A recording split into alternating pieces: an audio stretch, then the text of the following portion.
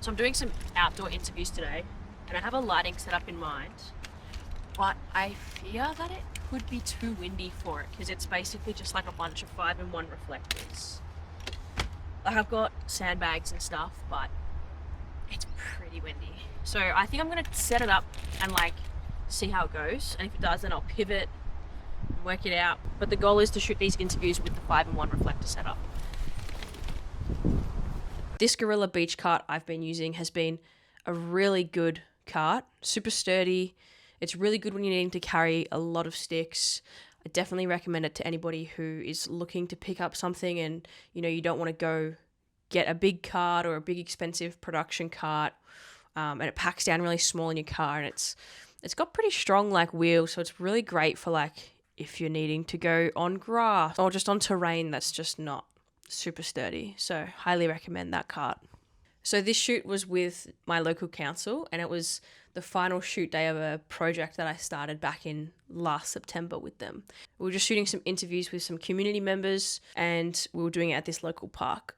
I started off by figuring out where I wanted to set up the framing, and basically I was just looking for some really even ground for the light stands and for my tripods, and this was the flattest part. So I took a look at the framing here and I didn't love it. The client really wanted the lake to be in the background. I also wanted to backlight so I could set up diffusion behind them and then set up another 5-in-1 reflector in front to act as a bounce and really fill in the shadows on their face. With the piers directly behind you. Yep. Not my fave. Yeah. It's like coming out either side. Freya's vision, she just... I'll just get you here, Jono. Yep.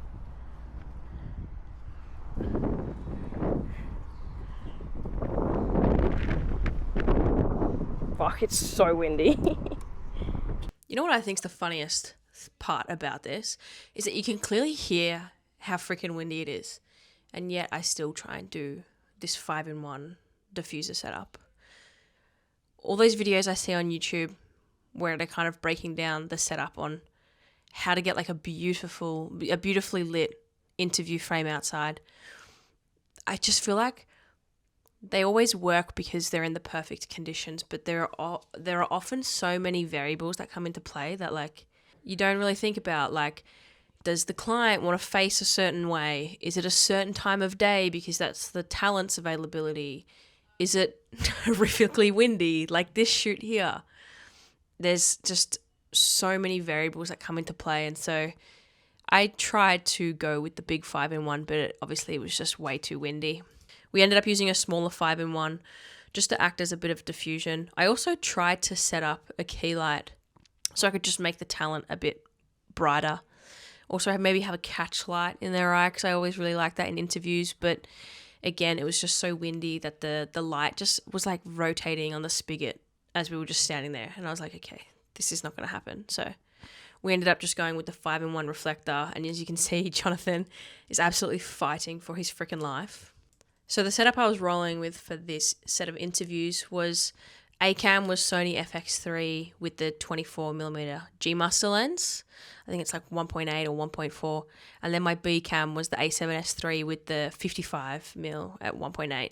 And the reason I wanted both of these lenses is because I really wanted like that creamy f1.8 background. So I went with that. I will say though, I had to use ND filters, obviously, because it was so bright, but I did notice that my B-cam had so much color cast. I was using the Peter McKinnon variable NDs, I think the 5:9. There was just so much color cast compared to A-cam, so that was kind of annoying. I feel like my A-cam didn't have much color cast, and that was with the Tilta Mirage variable ND kit, which is my preferred variable ND. It's beautiful.